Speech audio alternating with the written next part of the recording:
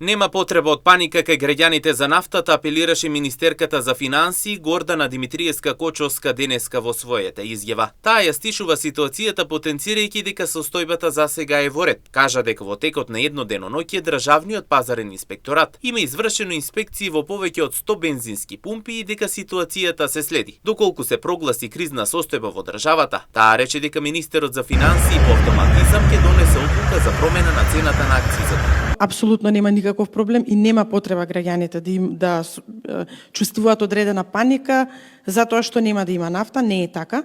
Апсолутно состојбата е во ред, ние ја следиме.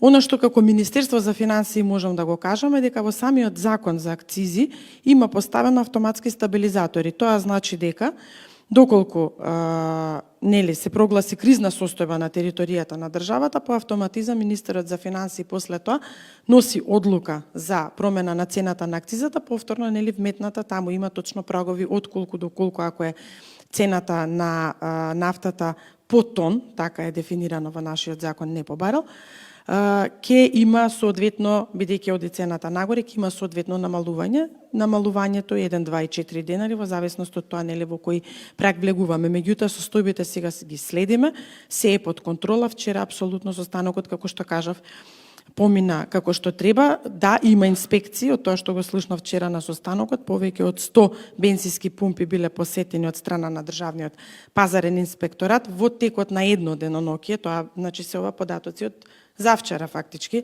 Не знам дали има нови, немам информации, сепак сум министер за финансии, претпоставам министерката за енергетика има повеќе информации околу тој дел, но на неколку пумпи имаше само забележено заради тоа што од главните складови не било испорачана нафта, бензин, како сакате, до бензинските пумпи. Доколку се констатира дека има потреба од прогласување на кризна состојба, министерката Димитриевска-Кочовска рече дека владата ќе ја прогласи, а тие како министерство веднаш ќе постапат. Со должна почит, ќе видиме како ќе се одвиваат состојбите. Јас се обидувам да ви објаснам дека ги следиме. И ние следиме, не гледате само вие, така, цените ги следите вие, ги следиме и ние. Ова е надлежност на Министерството за енергетика, по она што го слушна вчера, во понеделник регулаторната комисија за енергетика, која е надлежна за цените, ќе се состане на крајот од денот, тие одлучуваат. Тие се независен орган, тие не се под влада, тие се независно тело кое што одлучува. Ние како Министерство за финансии сме ги вградиле автоматските стабилизатори, доколку се констатира дека има потреба од прогласување на кризна состојба, владата ќе ја прогласи, ние веднаш ќе постапиме. Но во однос на цените, јас ви кажувам, ние што следиме.